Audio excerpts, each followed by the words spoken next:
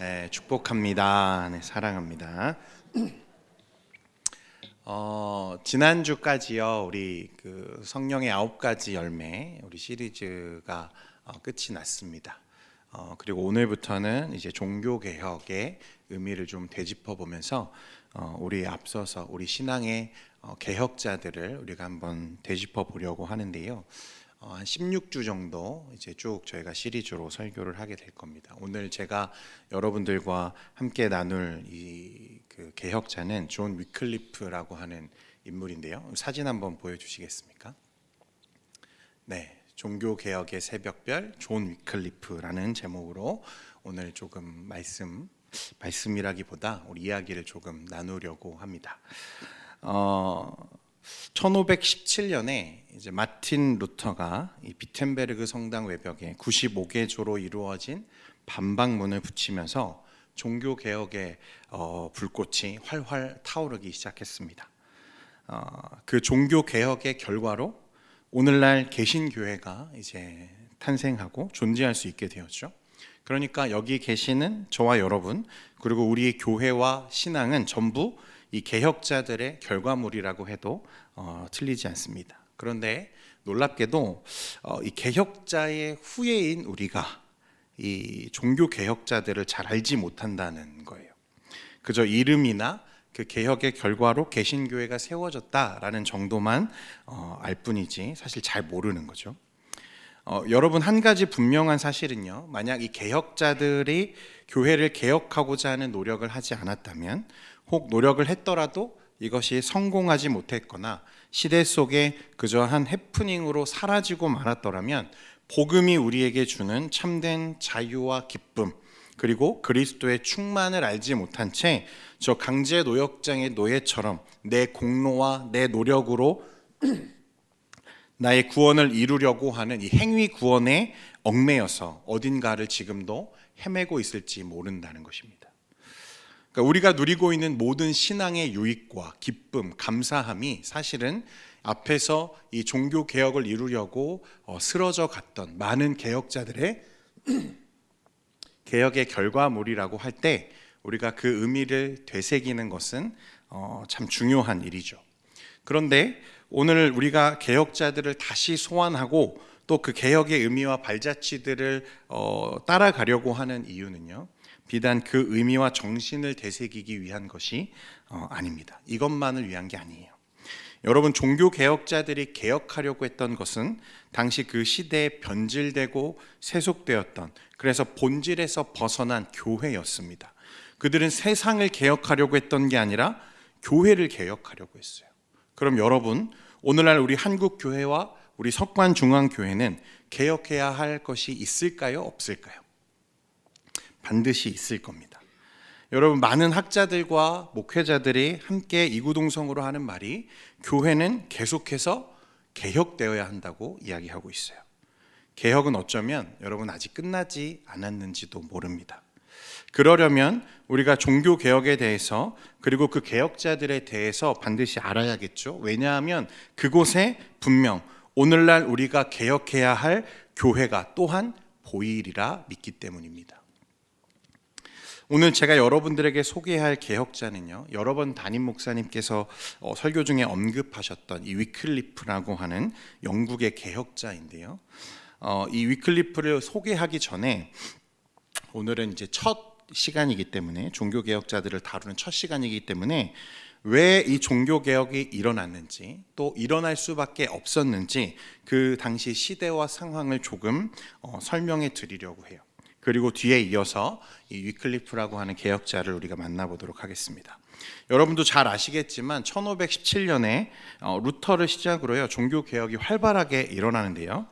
근데 이것은 어느 날 갑자기 루터가 계시를 받아가지고 개혁의 의지를 갖게 된 것이 아닙니다. 개혁 이전에 1517년 이전에 수세기에 걸쳐서 일어났던 시대적인 상황이 종교 개혁의 배경과 이유를 제공했어요. 종교 개혁이 일어날 수밖에 없는 상황이 시대 속의 수많은 사건들과 사고들, 인물들을 통해서 서서히 연출되고 있었다는 말입니다. 거기다가 알려지지 않았던 수많은 개혁자들과 개혁 의지를 이어갔던 사람들이 여기에 신학적인 토대를 제공함으로써 서로가 서로에게 영향을 주고 받았어요. 그러니까 종교개혁은 1517년 루터의 때에 표면으로 드러났고 꽃피웠지만 실상 종교개혁은 그보다 200년도 이전부터 서서히 일어나고 있었다는 말입니다. 수세기를 이어서 차곡차곡 쌓여온 이 개혁의 조각들이 모여서 이루어낸 하나의 작품이다, 이렇게 말씀드리고 싶어요. 종교개혁은 하루아침에 한 사람이 일으킨 것이 아닙니다. 그리고 아직 끝나지 않았다는 것, 여러분들이 반드시 기억하셨으면 좋겠어요. 그렇다면 왜 개혁자들은 그 시대 속에서 자신의 목숨을 걸고 투쟁하면서까지 당시 교회를 개혁하려고 했을까? 그들은 도대체 교회에 무엇을 개혁하려고 했는가? 우리 좀 살펴보기를 원하는데요. 우리 사진 한번 보여주시겠습니까? 종교개혁이 일어난 16세기 직전, 14세기와 15세기 유럽의 상황은 여러분들도 잘 아실 거예요. 무엇이 휩쓸고 갔습니까? 이 흑사병이 유럽 당시 전역을 휩쓸고 갔죠. 그리고 수많은 크고 작은 전쟁들이 이 14세기, 15세기 유럽을 아주 절망으로 몰고 갔습니다. 15세기 이슬람의 발현으로 인해서 동로마가 멸망하고요. 유럽 전역에 크고 작은 전쟁이 수세기 동안 지속되고 조금 더 올라가면 십자군 전쟁까지 우리가 이야기를 할 수 있겠죠. 그리고 1347년부터 51년까지 처음으로 이 페스트, 흑사병이 발병하면서요. 익히 아시는 것처럼 유럽 인구의 3분의 1이 이때 죽은 것으로 기록되어 있습니다. 3명 중 1사람이 죽은 거예요. 여러분, 우리가 코로나 팬데믹을 겪으면서요, 이 전염병이 주는 두려움이 사람들의 삶을 어떻게 바꾸어 놓는지 경제, 사회, 교육, 문화 전체가 사실은 이에 영향을 받았죠. 그럼 당시 생각해 보십시오. 유럽 전체 인구의 3분의 1이 이 전염병으로 죽어가는 상황이라면 당시의 모습이 어땠을까? 그럼 상상이 되지 않습니까? 다음 사진 보여주십시오. 코로나와는 비교할 수 없는 죽음의 그림자가 당시 유럽 전역을 덮고 있었다는 거예요. 현대에는요, 우리가 의학과 과학이 발전해서 이를 빠르게 우리가 극복하고 있지만 아직 전혀 이 코로나가 극복된 것은 아니지만 당시 사람들은요 전혀 그렇지 못했어요. 온갖 루머와 미신과 민간 신앙이 혼재된 이 혼란의 시대를 그들이 살게 되는 거죠. 그러니까 사람들은 내 자신이 아니라면 가장 가까운 가족이나 내가 사랑하는 사람들이 죽어가는 것을 매일같이 목격하죠. 오늘 만난 사람을 내일 못 보는 일들이 일상이었어요. 그러면서요, 늘 죽음이 내 주위를 배회하는 것 같은 죽음의 공포 속에서 이 중세의 사람들은 살아갔다는 거예요. 이런 상황이기 때문에 어찌 보면 당시 사람들에게 이 내세에 대한, 죽음 이후에 대한 관심이 증폭되는 것은 어쩌면 당연한 일이었을지도 모릅니다. 이런 그 흑사병과 전쟁, 사람들이 한꺼번에 죽어가는 어떤 상황들, 그런 상황들이 만들어낸 결과인지 아니면 이것을 이용한 어떤 교회와 또 교권주의의 욕심인지는 모르겠지만 중세 교회에는 한 가지 내세 신학, 이 사상이 등장하는데 여러분들이 잘 아시는 이 연옥설이 이때 등장합니다. 연옥설. 사진 보여주세요. 예. 여기 저기 보시면 지구 위에 그 보면 한 단계가 더 있죠. 왼쪽은 천국이고 오른쪽은 이제 지옥인데 그 중간에 연옥이라는 곳이 있다는 거예요. 당시 이 카톨릭 교회는요, 구원에 관해서 어떻게 가르쳤냐면 하나님의 은총과 더해서 자신의 은덕과 선행을 어느 정도 쌓아야만 하나님을 기쁘시게 하고 그래야만 그가 바로 천국에 갈 수 있다고 믿었어요. 근데 문제는 뭐냐면 어느 정도 덕을 쌓고 어느 정도 선행을 해야 천국에 가는지는 알 수 없는 거죠. 그러니까 사람들이 막 죽어가는 그 시대 속에서 모두 다 어떤 생각을 하는 거죠? 나도 죽으면 지옥에 갈 수 있겠구나 라고 하는 막연한 두려움들이 당시 성도들 사이에는 퍼져 있었던 거예요. 그때 사람들에게 카톨릭과 교회는 이 연옥설을 이야기하기 시작해요. 하나님이 자신의 죄와 가오를 씻을 수 있는 한 번의 기회를 더 주신다는 거죠. 그러니까 죽으면 바로 천국이나 지옥에 가는 게 아니라 연옥에 먼저 가게 되는데, 죄가 있더라도 이 연옥에서, 이 땅에서 살아있는 그 가족들 중에 누군가가 죽은 사람을 위해서 덕을 쌓고 선을 행하면 그 죄가 어떻게 되는 거죠? 씻어지고 그가 비로소 이제 천국에 갈 수 있다는 거예요. 다음 사진 보여주세요. 저 사진에 보면 이 연옥에서 있는 사람들이 이 땅에 살고 있는 가족들이나 또 지인들, 누군가의 어떤 선행으로 인해서 다시 이 천국으로 끌려 올려져 가는 것, 이 당시 사람들이 생각하는 내세의 어떤 사상들이었습니다. 그래서 당시 이것이 어떤 상황으로 연출이 되는가 하면, 부자들은요 자기의 집에 기도처를 만들어요. 그리고 자신의 가문과 또 조상들을 위해 전담으로 기도할 사제들을 돈으로 고용했습니다. 그래서 24시간 그 조상과 자신의 가족들, 죽은 자기의 부모님이나 그들을 위해서 기도하게 하는 거예요. 그러면 어떻게 된다고 믿는 거죠? 그 조상들의 죄가 연옥에서 조금 씻어져서 천국에 갈 수 있다고 믿는 거예요. 그리고 자기도 그렇게 될 거라고 믿는 거죠. 여러분, 결국 이게 사제들의 주요 수입원이 됩니다. 이 연옥설을 뒷받침하고 또 사람들을 설득하기 위해서 교회는 한 가지를 더 했는데, 무엇을 발행하기 시작했냐면 면죄부라는 것을 발행하기 시작해요. 내 죄가 사라지고 구원받았다, 내가 천국을 가게 될 것이라고 하는 이 티켓을 교회가 사람들에게 이제 판매하기 시작합니다. 그러니까 일종의 생명보험 같은 거죠. 천국행 티켓입니다. 그래서 어떤 학자들은 이것을 죽음의 비즈니스다, 죽음의 산업이다라고 부르는데, 당시 죽음이 만연해 있는 아주 근접한 곳에 있는 것처럼 느끼던 사람들에게 이 면죄부만큼 간절한 게 없는 거죠. 내가 천국에 갈 거라고 하는 이 확신. 이 면죄부 발행이 시작된 건 십자군 전쟁 이전이지만, 이게 14세기, 15세기 이 죽음의 시대를 거치면서 이 교회에 엄청난 부를 이 면죄부가 가져다 줍니다. 그리고 이것이 교회를 변질되게 만든 가장 큰 이유가 되죠. 자, 그런데 여러분, 우리가 딱 들어도 이 황당한, 말도 안 되는 이 사상과 신학이 어떻게 그때에는 이처럼 가능했을까? 황당무계하고 전혀 근거 없는 사상과 신학이 전 유럽과 한 시대를 지배할 수 있었을까? 여러분, 그 이유는요, 당시 성경을 누가 독점하고 있었기 때문이죠. 교회가, 카톨릭이 성경을 독점하고 있었기 때문에 그래요. 교회가 독점하고 성경을 전유하고 있었기 때문에 가능한 일이었습니다. 성경만이 아니었어요. 사실 당시의 모든 법률적인 근거, 문화, 경제, 심지어 과학과 지식까지 교회가 독점하던 시대였습니다. 사람들은 교회가 법이고 교회가 진리라고 믿었어요. 교회가 말하면 이는 곧 하나님의 말씀이라고 생각하는 거죠. 심지어 그래서요, 여러분, 교회는요 뭐라고 가르쳤냐면, 지구는 어떤 모양이라고 가르쳤습니까? 지구는 네모 반듯한 모양이고, 그래서 일정 시간 바다를 계속 항해하다 보면 어떻게 된다고 했죠? 떨어져서 죽는다고 가르쳤어요. 이게 교회의 주장이었습니다. 사진 보여주시겠습니까? 네, 지구는 저렇게 생겼다고 생각했어요. 당시 사람들은. 또 오른쪽에 있는 건 이 천동설, 그러니까 지금은 우리가 당연하게 태양 주변을 지구가 돈다고 알고 있잖아요. 당시 사람들은 지구를 중심으로 무엇이 돈다고 생각했죠? 태양이 돈다고 생각했어요. 이걸 교회가 주장하고 가르쳤다는 거예요.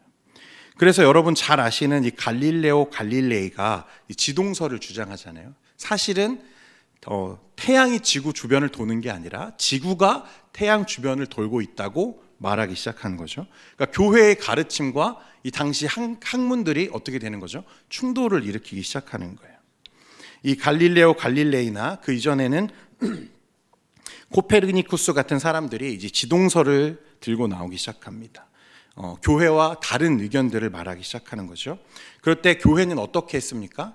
이것을 이단으로 규정하고 그들의 의견을 말살했어요. 교회가 과학과 지식을 통제하는 거죠.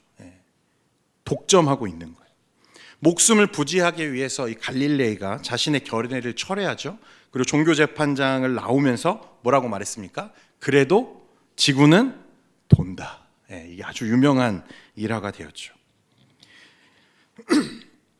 이런 신학적인 오류나 말도 안 되는 허무맹랑한 주장이 당시 시대의 진리처럼 여겨질 수 있었던 이유는 성경을 교회가 독점하고 오직 이 라틴어 성경이 절대적인 진리이며, 그렇기 때문에 교회가 선포하는 것은 성경과 같은, 어쩌면 더 큰 권위를 갖고 있다고 그들은 말했던 거예요.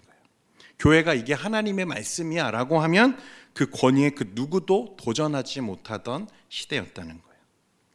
자, 그런데 그런 절대적인 어떤 교회와 교권주의, 이 교황의 권위를 흔들리게 만들고 사람들로 하여금 교회의 절대성을 의심하게 만드는 사건이 당시에 두 가지 일어납니다. 정확하게는 하나는 사건이고 하나는 사회 현상이었는데, 이것은 하나는 뭐냐면 신대륙의 발견이고요, 다른 하나는 르네상스 인문주의의 발전이었습니다. 사진 보여주십시오. 분명 교회는 지구가 네모났고 태양이 지구 주위를 돈다고 말했습니다. 그래서 계속 항해로 바다로 나가다 보면 어느 순간 떨어져서 죽는다고 가르쳤어요. 그래서 세상의 중심은 교황이다. 이게 그 당시 중세를 지배하는 진리였죠. 사상이었습니다. 이게 진리라는 거예요. 그런데 신대륙이 발견되죠. 사람들이 무슨 생각을 했을까요? 분명히 교회는 저 끝까지 가면 떨어져 죽는다고 했는데, 분명히 태양이 지구 주변을 돈다고 말했는데 그것이 사실이 아니라는 게 어떻게 되는 거죠? 드러나기 시작하는 거예요. 교회도 틀릴 수 있네. 교황이 다 맞는 건 아니네 라고 하는 의문을 이 신대륙의 발견이 가지고 오는 것입니다. 당시 사람들의 이 개념과 또 이해가 완전히 뒤집히는 사건이었어요. 갈릴레이 같은 학자들의 견해, 그들의 연구는 철회시킬 수 있지만 거짓으로 진실을 가릴 수는 없었던 거죠. 신대륙의 발견은 당시 사람들에게 엄청난 충격과 함께 교회의 절대성을 의심하게 만드는 이 결정적인 요인이 됐습니다. 또 14세기에서 16세기 르네상스 인문주의가 발전하면서 당시 건축, 문화, 그림, 예술 다양한 분야의 발전과 이 변화를 가지고 오는데요. 이 르네상스라는 것은요, 이 14세기, 16세기에 일어났던 문화 운동입니다. 그러니까 르네상스라는 말은 학문이나 예술의 부활, 그러니까 고전적인 예술, 문화의 부활, 재생이라는 뜻을 가지고 있어요. 신중심의 사상과 봉건제도로 철저하게 개인의 창조성을 억압하던 중세에서 벗어나서 문화의 절정기였던 이 고대로 우리가 돌아가자라고 하는 운동입니다. 여러분들이 유럽 여행 가보신 분들은 다들 보셨을 거예요. 저는 한 번도 못 가봤는데 꼭 가보고 싶어요. 유럽 여행 가서 보게 되는 건축물들은 대부분 고대의 그리스 문화를 재현한 르네상스 시대의 작품들입니다. 그래서 이 유럽에 가보면 집들, 그 다음에 뭐 유명한 건물들 보면 전부 어떻게 지어져 있죠? 고대 신전들에서나 발견되는 건축 양식과 그런 모습들이 그대로 이제 재현되어 있는 거죠. 이때 엄청 유행했던 거예요. 건축, 미술은요, 그때 당시에 엄청난 발전과 변화를 가지고 옵니다. 그런데 여러분, 이때 그 르네상스 운동의 대표적인 건축물이 뭐냐면 여러분들 잘 아시는 이 성 베드로 성당입니다.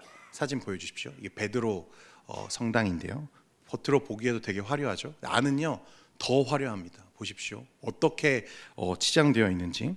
이 화려하고 거대한 건물 안에요, 당대의 거장들, 이 미켈란젤로나 레오나르도 다빈치 같은 이 거장들이요, 그 그림과 조각들을 온 벽과 천장에 막 새겨 넣는 거예요. 대단하지 않습니까, 여러분? 이게 르네상스의 이제 결과물이거든요. 여러분, 이 거대한 건축물을 지으려면 교회가 무엇이 필요했을까요? 돈이죠, 돈. 어마어마한 돈이 필요했어요. 그러면 교회는 당시에 무엇으로 이 금액들을 충당했을까요? 이 면죄부와 같은, 종교세와 같은 것들로 그 당시의 나라들, 그 당시의 서민들을 착취하고 있었던 거예요. 교회의 화려함을 위해서, 교회의 어떤 부요함, 사치를 위해서 당시 사람들의 고혈을 짜내는 게 교회의 일이었어요. 어쨌든 이때, 죄송합니다, 이렇게 목이 막히는지.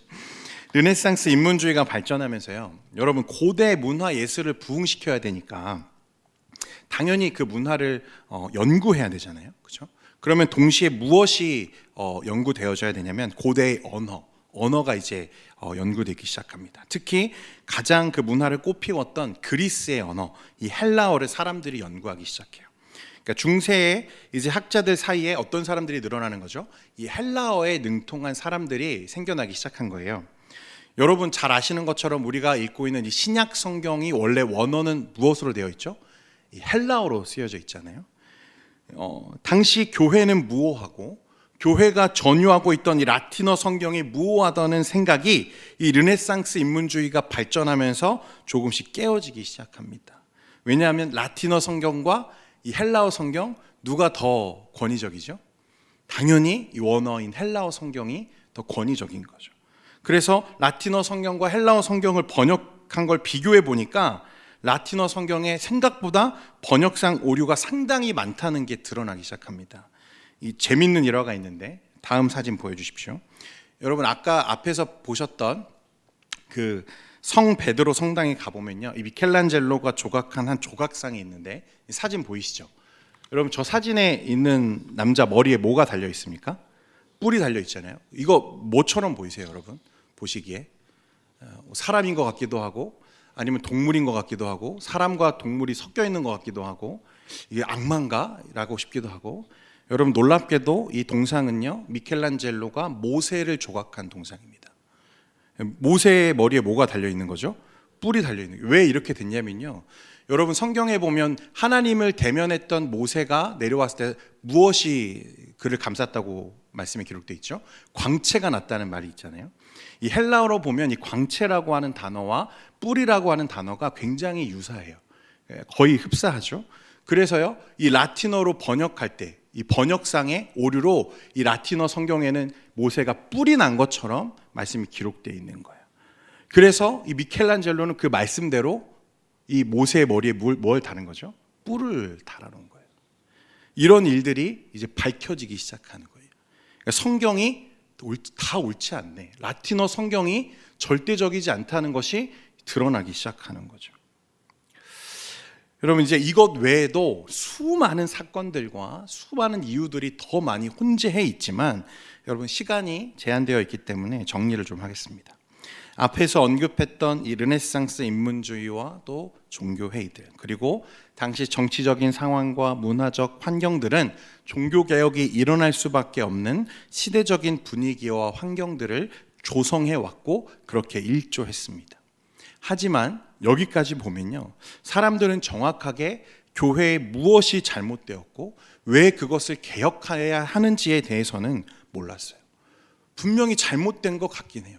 이게 교회인가? 그런 마음이 있지만 누구도 막연하게 그렇게 생각할 뿐이지 그것을 정확하게 분별하지는 못했다는 거죠. 그런데 이런 시대에 종교 개혁에 또 이 개혁의 신학적인 사상과 토대를 마련한 것은요, 개혁 이전의 개혁자들이었습니다. 이 위클리프나 얀 후스나 사보나놀라 같은 사람들이죠. 이 종교개혁 이전의 개혁자들이 숫자적으로 많은 것은 아니지만 당대의 그 신학적 문제들에 대해서 분명 아직 교회가 절대적인 권력을 가지고 있던 시대에 문제가 있다고 드러내고 외쳤다는 점에서 그 영향은 어마어마하게 큰 것이었어요. 그들은 교회의 문제점들을 조목조목 들추어내고 지적했습니다. 당시 절대적인 권력을 휘두르던 이 교황청과 교황을 날카롭게 비판하죠. 그리고 그 날카로운 비판은 늘 무엇에 근거하고 있었는가 하면 바로 성경이었어요. 성경. 그들은 성경과 초대교회 복음의 순수성을 근거로 중세시대에 세속보다 더 세속화되고 변질되어 있는 교황청과 교황 그리고 교권주의를 그들은 비난하기 시작하는 거예요. 자기 자신의 사리사욕을 위해서 변질시켜오고 그동안 왜곡시켜 왔던 이 교회의 교리들을 조목조목 비판하기 시작하는 거예요. 사진 보여주십시오. 대표적인 인물로요, 저 왼쪽에 있는 게 그 존 위클리프고요, 중간이 체코의 얀 후스, 그리고 반대쪽이 이탈리아의 사보나롤라라는 사람입니다. 이런 대표적인 인물들이 있죠. 이들은 나라와 활동한 배경은 다 달랐지만 개혁 사상을 견지하고 무엇을 개혁해야 하는지를 외쳤다는 점, 그리고 그 근거로 성경을 제시했다는 점에서 굉장히 의미 있는 개혁자들이었어요. 이제 저는 이제 위클리프라고 하는 사람에 대해서 여러분 좀 살펴보려고 하는데, 위클리프는 여러분 영국 사람입니다. 1320년부터요 1384년까지 살았고, 루터가 종교개혁을 일으킨 게 1517년이니까 약 150년 가량 먼저 활동했던 이 개혁자죠. 후에 이 위클리프의 영향을 앞에서 우리가 보았던 체코의 얀 후스라는 사람이 받게 되는데, 이 얀 후스에 대해서는 다음 주에 최 목사님이 소개를 해주실 거예요. 나중에 루터가요 자신의 개혁 사상과 신학이 이 얀 후스의 것과 동일하다 이렇게 인정을 합니다.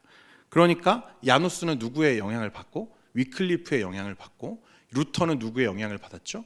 얀 후스의 영향을 받았다는 거예요. 그러니까 결국에는 이 종교 개혁의 이 뿌리와 같은 사람이 누구냐면 이 위클리프였어요. 그래서 사람들은요, 역사학자들은 이 위클리프를 종교 개혁의 할아버지다, 혹은 종교 개혁의 새벽별이다 이렇게 부르는 것입니다. 당시 영국은 제가 앞서서 종교개혁의 시대적인 분위기와 환경을 조성했던 여러 가지 현상들을 이야기했는데, 이것들 외에도요 정말 혼란스러운 시기들을 보내고 있었어요.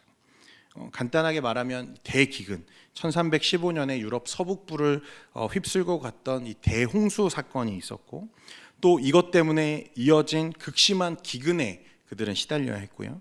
먹을 것이 없었던 사람들이요 다음에 농사 때 써야 되는 시종자들까지 다 먹어버리는 바람에 이듬해 회복의 기회마저 잃고 엄청난 경제적인 공황을 그들이 겪게 돼요. 급기야는 당시에 개, 고양이, 심지어 쥐까지 막 잡아먹는 일이 비일비재했습니다. 또 1348년부터 49년까지 또 51년까지 이어지는 흑사병이 이 사람들을 경제적으로 또 그들의 삶을 완전히 이 절망으로 몰아넣고, 또 특별히 영국과 프랑스는 당시에 어떤 상황이었냐면 이 100년 전쟁을 치르는 중이었어요. 영국과 프랑스 1337년부터 1453년까지 116년 동안 전쟁했다가 휴전했다가 또 전쟁했다 휴전했다, 계속 이 전쟁과 휴전을 반복하는 중이었어요. 전쟁과 기근과 전염병과 이 모든 것들이 그들의 삶을 파괴하는 거죠. 종교적인 상황도 혼란스럽기는 마찬가지였습니다. 이 종교세와 서임권, 이 사제를 임명하는 권한을 두고요, 교회와 그러니까 교황과 세속 권력들, 그러니까 왕실 간의 갈등이 계속해서 이루어지고 있었어요. 이 위클리프 당시에는 교황청이 여러분 로마와 프랑스의 아비뇽으로 양분되어 있던 상태였습니다. 사진 보여주십시오. 저기 이 위쪽에 있는 게 프랑스의 아비뇽이고요.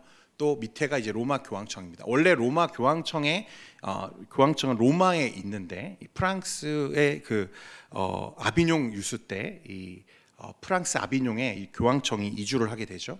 그러니까 이 분열된 양분된 교황청이 모두 자신의 정통성을 주장하면서요 각자의 교황을 내세우기 시작합니다. 그리고 당시 유럽은 이 정치적인 이해관계에 따라서 누구는 이 로마의 교황청을 지지하고 누구는 어디를 지지하는 거죠? 프랑스의 아비뇽의 교황청을 지지하는 상황이었어요. 그러니까 당시 사제를 임명하는 서임권 문제 등 이 통제권을 확대하려고 하는 이 교황과 이 세속 권력, 그러니까 왕실과 국왕 사이에 갈등이 심화되는 중이었어요. 그러니까 영국 국왕과 교황 사이에 사이가 안 좋았다 이렇게 이해하시면 됩니다.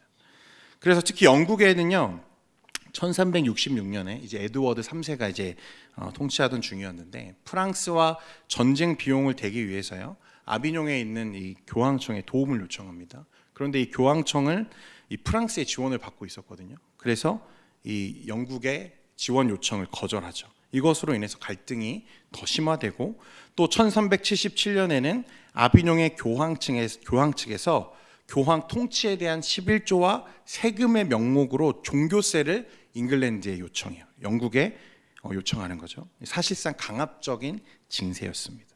그러니까 사치와 호화스러운 생활을 유지하기 위해서 영국 사람들을 이제 갈취하는 거죠. 피해와 부담은 고스란히 이제 영국 서민들에게 지워진 상태였어요. 이것보다 조금 앞서서 1374년에 교황청에서 이 영국과 세금 문제를 논의하기 위해서 이 에드워드 3세를 소환하는데, 이때 영국 왕실의 사절단을 수행하고 따라갔던 수행 사제가 누구였냐면 이 위클리프였습니다. 그러니까 이 위클리프는 누구의 편에 서 있는 거죠? 영국 왕실의 편에 지금 서 있는 사람이었어요. 원래 그는 사제였기 때문에요, 교회나 교황, 교권주의를 처음부터 반대하는 건 아니었어요. 그런데 이 사절단으로 따라가 보니까 자신이 알고 있던, 자신이 믿고 있던 교회와 교황의 모습이 실상 어떤 거죠? 탐욕과 돈의 노예로 전락해 있는 것들을 보게 되는 거예요. 그러면서 그의 신학 사상에 이것이 영향을 주기 시작합니다. 교회가, 그리고 교황이 실상 이 세속 권력보다 더 세속화된 모습을 보면서, 여러분 진짜 죽음으로 사람들이 절망의 나락에 빠져 있는 시대잖아요. 그런데 자신들의 어떤 그 사치와 향락을 위해서 그 고통에 빠져 있는 서민들의 고혈을 짜내고 있는 이 교회와 교황을 보면서 그는 환멸을 느끼는 거예요. 그래서 그는 돌아와서 이 교회를 향해서, 또 당시 교권주의와 교황을 향해서 개혁을 이제 펴가기 시작합니다. 자, 그런데 이 교황의 부패와 교회, 교리에 대한 확고한 그의 개혁 의지와 신념은요, 사실 그의 신학 사상에서 비롯된 거예요. 무슨 말이냐면, 그냥 가서 봤는데 교황이 나쁜 사람이더라 라고 하는 게 아니라, 그가 교황을 비판하게 되고 비판적인 시선으로 보게 된 이유가 있다는 거예요. 그게 뭐냐면 그가 지금까지 쌓아왔던 신학적인 토대들이었어요. 여러분, 이 위클리프는요, 옥스포드의 그 유명한 당대 최고의 학문을 섭렵한 사람이었어요. 특히 이 철학에 있어서는 당대 최고의 석학으로 인정받는 아주 실력 있는 철학자였습니다. 근데 그는 오랫동안 이 옥스포드 대학의 교수로 재직하면서 많은 학생들을 가르쳤고 영향력이 있는 사람이었거든요. 굉장히 그 영감을 준 강의로 유명했고 인기가 있는 강사였습니다. 이 위클리프가요, 그 자신의 신학과 학문의 깊이를 더하게 된 이 결정적인 어떤 연구가 뭐였냐면, 이 어거스틴적인 플라톤 전통을 연구하면서 그가 영감을 받습니다.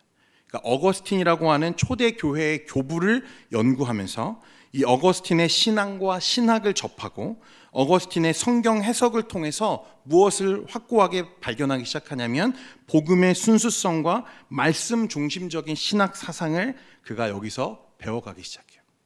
그러니까 이 위클리프는 어디에서 영향을 받았다고요? 어거스틴이 누굽니까? 초대 교회의 교부이고 사도들의 제자죠.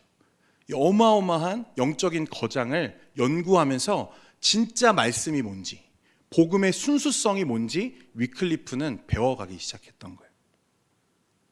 그래서 그는 자신이 이 배웠던 이 어거스틴의 신앙과 또 성경 해석을 통해서 확인했던 복음의 순수성을 통해서 당대의 어떤 시대를 조명하고 평가하는 남다른 안목을 기르고 있었어요. 쉽게 말하면 어거스틴을 통해서 초대교회의 순수했던 복음들을 그는 확인하고, 그 순수한 복음과 말씀을 통해서 이제 세속화된 현재의 교황과 교권주의 일어나는 이 교회들의 이 변질된 교리들을 보면서 그는 이것이 잘못되었구나라고 하는 것을 확실히 깨닫게 되는 거죠. 하나님 중심적이고 성경 중심적인 신학 사상을 견지한 위클리프에게 당시 교회와 교황은 반드시 개혁되어야 할 부정과 부패로 보이기 시작했던 거예요. 여러분, 위클리프의 개혁 사상은 후에 몇 가지 아주 핵심적인 종교 개혁의 정신적인 토대가 되는데, 첫 번째로요, 교황권의 남용을 과감하게 그가 지적합니다. 이 교황권 자체를 부정하려고 했던 건 아니었어요. 다만 교황권을 남용하는 당시 교황청과 교황에게 이의를 제기하려고 했던 거예요. 앞에서 얘기했던 그 교황청이 영국에 부과한 세금이 부당하다고 이의를 제기하는 거죠. 그런데 중요한 건요, 위클리프가 이 주장을 펼칠 때 뭐라고 얘기했냐면, 교황이 교회 정치를 잘못할 경우에는 반드시 물러나야 된다고 주장했어요. 이게 중요합니다. 뿐만 아니라 교황도 잘못할 수 있고 교황도 틀릴 수 있다고 지적해요. 앞에서 얘기했지만 이거는 당시에 말도 안 되는 얘기였어요. 사람들은 다 교황이 진리이고 무오하다고 생각하고 있었으니까요. 우리에게는 당연한 일인데, 이 위클리프의 주장은 당시 태양이 지구를 도는 게 아니라 지구가 태양을 돈다는 이 코페르니쿠스의 주장만큼 혁신적인 이야기인 거죠. 교황 이노센트 3세 이후의 중세 시대에는 교황 무호성이 자리 잡고 있었어요. 절대적이었어요. 당연하게 받아들여지던 시대입니다. 그런데 이런 교황도 사람이고 그도 실수할 수 있고 그가 교회 정치를 잘못한다면 교황을 끌어내리고 바꿔야 된다고 누가 얘기하는 거죠? 위클리프가 얘기하는 거죠. 엄청나게 급진적인 개혁 사상을 펼치기 시작하는 거예요. 교황 중심적이고 교권 중심적이던 당시 사람들의 고정된 시계 개념을 뒤엎어버리는 거예요. 이런 사상들이 이제 그의 저서에 고스란히 이제 드러나는데 1374년에 그가 사절단으로 돌아오고 나서 곧바로 그가 저술한 책이 뭐냐면 하나님의 통치에 관하여라고 하는 책입니다. 그 책에서 그는 모든 통치가 하나님으로부터 나오고 하나님의 모든 통치는 은혜에 기인한다고 말합니다. 또 3년 뒤에 1377년에 세속 정권에 관하여라는 책을 출간하는데 성경에 근거해서요 교황이 결코 세속의 왕 위에 설 수 없다라고 주장합니다. 현재 교황이 누리고 있는 모든 재산은 불법과 부당함의 결과이니 그것을 몰수해야 된다고 주장해요. 물질과 하나님을 겸하여 섬길 수 없다라고 하는 말씀을 근거로 그가 제시합니다. 그러니까 그 말씀을 근거로 제시하고 보니까 교황, 그러니까 사람들의 어떤 삶을 착취하고 갈취해서 교회를 더 세속화하고 있는 이 교황의 모습이 죄라고 하는 것들을 지적할 수 있는 거죠. 그래서 위클리프는요 사제가 완전히 청빙해야 된다 그렇게 주장하기 시작합니다. 또 1378년에 이 성경의 진리라는 책을 쓰는데 이게 이 위클리프 사상의 이제 핵심입니다. 위클리프는 그동안 진리의 근원이 교황이라고 또 교회라고 말해왔는데 그것이 아니라 진리의 근거는 하나님의 말씀인 성경이다라고 이야기하기 시작합니다. 여러분 이런 위클리프의 사상들은요 후에 종교개혁의 토대가 돼요. 오늘날 우리 개혁주의 신앙의 뿌리를 형성하는데 아주 중요한 역할을 합니다. 사람이 아니라 하나님의 말씀이 중심이 되는 신앙, 사람이 아니라 하나님의 진리가 핵심이 되는 교회, 그것을 위클리프가 처음 주장하기 시작하는 거예요. 사실 원래 당연한 거였죠. 그런데 이 교리를 왜곡하고 변질시켜가던 교회를 향해서 아니다, 틀렸다고 그가 처음 말하기 시작한 거예요. 여러분 또 다시 그것보다 조금 더 살펴보면요, 여러분 고해성사 아시죠? 고해성사를 그가 부정하지는 않았습니다. 하지만 그는요 하나님께 직접 죄를 고하는 것이 더 성경적이라고 가르쳤어요. 또 위클리프는 성경이 기록하고 있지 않은 성인 숭배, 여러분 지금도 막 성 누구 막 하면서 카톨릭이 막 이야기하잖아요. 성인이라 얘기하는데 여러분 성인 숭배, 성지 순례, 유물 숭배를 배격했습니다. 이것은 성경에 없다, 위배된다라고 말했어요. 또 교회가 정한 7가지의 성례, 카톨릭 교회가 정한 7가지의 그 성례들이 있잖아요. 이것들을 부정하지는 않았지만 그는 뭐라고 얘기했냐면 세례와 성찬만이 오직 성경적이고 더 확고한 교회의 성례라고 가르쳤습니다. 나중에 종교개혁자들이 이것을 더 발전시켜서 나머지 성례들은 다 거부하고 오직 성찬과 세례만이 하나님의 성례임을 주장하기 시작한 거죠. 토대가 된 거예요. 더 충격적인 것은요, 당시 카톨릭이 널리 통용하던 이 그 성찬의 화채설을 비성경적이라며 거부했고 그는 성령의 임재설을 처음 주장하기 시작합니다. 또 연옥을 인정하기는 했지만 면죄부 판매와 죽은 자를 위한 미사 역시 성경적이 아니라는 이유로 그는 거부했어요. 예배에 있어서는 의식보다는 하나님 앞에 신령과 진정으로 드리는 예배가 살아있는 예배라고 가르쳤습니다. 이렇게 보면 오늘날 우리 개신교회와 저와 여러분들이 공유하고 있는 신학들, 사상들과 어떻습니까 여러분? 매우 흡사하죠. 여러분 어떻게 이렇게 그는 앞서갈 수 있었을까? 왜냐하면 이 성경 중심, 하나님 말씀 중심의 신학이 그를 이렇게 이끌었던 거예요. 진리죠. 말씀이었습니다. 위클리프의 눈에는 자신들의 사리사욕을 위해서 성경과 교리를 마음대로 조작하고 왜곡하는 이 교회와 교황의 만행이 개혁해야 하는 대상으로 보였어요. 그리고 그 교회의 개혁에 그가 내세웠던 유일한 근거는 성경이었습니다. 누구도 교황이 세상의 중심이라고 그 말하던 시대에, 토를 달지 못하던 그 절대적인 시대에 교황이 아니라 교황 누리와 똑같은 사람일 뿐이고 오직 하나님의 말씀만이 우리 신앙의 유일한 근거라고 외쳤다는 거예요. 자, 이제 이런 사상을 널리 이제 퍼뜨려야 하는데 어떻게 해야 될까? 위클리프가 찾은 방법이 무엇이었냐면 성경을 어떻게 해야 되는 거죠? 사람들에게 읽게 해야겠다. 근데 당시 성경은 다 라틴어로만 번역되어 있었잖아요. 이 라틴어는 사용하는 언어가 아니었어요. 그러니까 사제들만 이 성경을 읽고 또 연구할 수 있었던 거죠. 그래서 이 위클리프가 이 성경을 번역하고 이것을 모든 사람들이 읽게 만들어야겠다라고 생각하기 시작했습니다. 성경에 대한 순수하고 바른 지식이 그를 개혁자로 이끌었고요. 성경의 순수성에 대한 확신이 그 성경을 모든 성도들에게, 모든 신자에게 돌려주어야 하겠다는 이 성경 번역에 대한 확신으로 이어진 거죠. 그리고 이런 생각을 당시 영국 사람들, 서민들과 또 그의 제자들, 영국 왕실의 지지로 이어졌고요. 당시 영국 전 지역이 위클리프의 사상과 가르침으로 들끓었습니다. 추종하는 사람들이 생겨나기 시작해요. 위클리프의 사상에 동조해서 그를 지지하고 따라 활동했던 사람들을 롤라즈라고 우리가 부르거든요. 이 성경 번역을 1382년에 마쳤고요. 그 성경으로 순회 전도를 다니면서 사람들을 가르쳤어요. 깨우기 시작하는 거죠. 그냥 번역하고 끝난 게 아니라요. 그 성경을 전파하고 그 성경을 통해서 사람들을 깨우는 일을 계속해서 해나갑니다. 그런데 안타깝게도 이 위클리프가 1384년에 성경 번역이 완료되고 2년 만에요. 심장마비로 사망해요. 그런데 이 사상을 그 뒤를 이어서 누가 이어가는 거죠? 이 롤라즈들이 활동으로 계속 이어갔던 것입니다. 사진 보여주십시오. 네, 이 위클리프의 활동과 이 사상이 계속해서 막 퍼져나가니까요. 이것이 위험하다 느꼈던 교황청과 주교들이 종교 회의를 통해서 이 위클리프의 사상을 이단으로 정죄합니다. 1415년에 위클리프가 죽고 약 한 20년 정도가 지난 후에 이 콘스탄츠 종교 회의에서 260개의 죄목을 그에게 씌워요.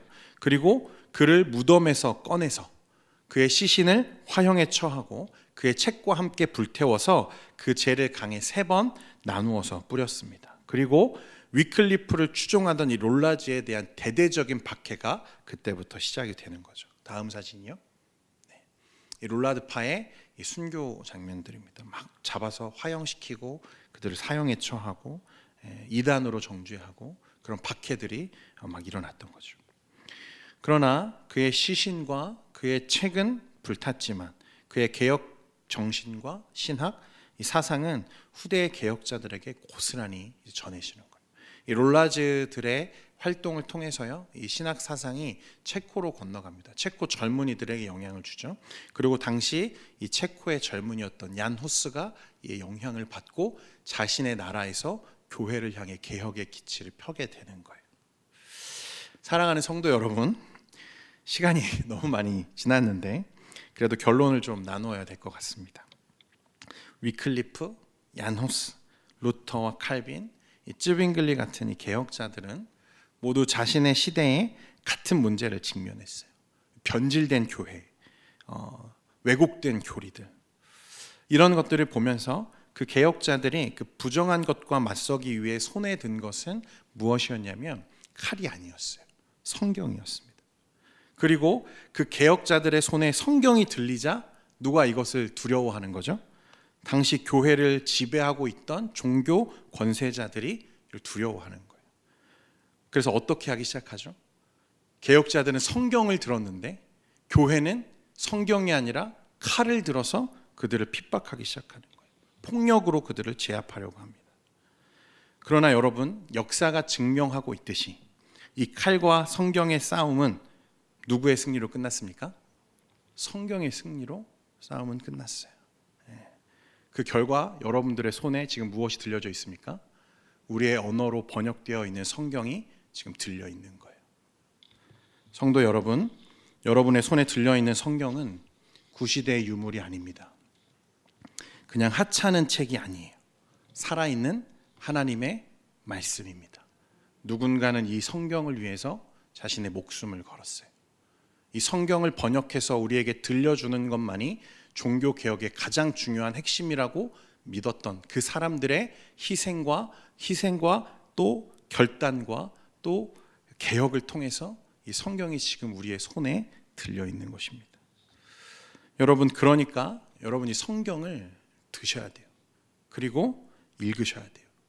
연구해야 됩니다. 배우셔야 돼요. 그것이 종교개혁자들이 우리에게 남겨준 유산이기 때문에 그래요. 그리고 이 성경을 통해서 우리는 무엇 해야 되죠? 오늘날 우리의 신앙과 교회와 우리를 개혁해야 돼요. 돌아봐야 됩니다. 우리 교회가 정말 말씀 위에 바로 서 있는지, 우리의 신앙이 정말 하나님의 말씀 중심으로 세워져 가고 있는지, 저 개혁자들이 개혁하려고 했던 교회의 세속화와 변질과 이 목회자들의 탈선이 없는지 여러분 성경을 통해서 여러분 개혁하셔야 되는 거예요. 여러분, 목사의 말이 다 진리가 아닙니다. 목사가 앞에서 설교하는 게 다 옳지 않습니다. 틀릴 수 있어요. 여러분, 그런데 이 앞에서 제가 설교한다고 서가지고 설교하면 그게 다 옳은 줄 아시잖아요. 그렇죠? 그게 아니라는 거예요.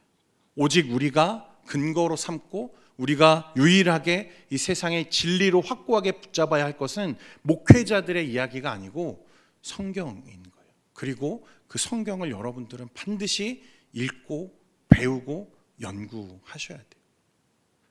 그것이 종교개혁입니다. 사랑하는 성도 여러분, 이제 성경을 드십시오. 우리는 말씀 중심으로 다시 돌아가야 돼요. 개혁은 끝나지 않았기 때문입니다. 우리 사랑하는 성도 여러분, 이 개혁자들이 외쳤던 성경 중심적인 신학 그리고 교회가 되기를 간절히 소원합니다. 기도하겠습니다.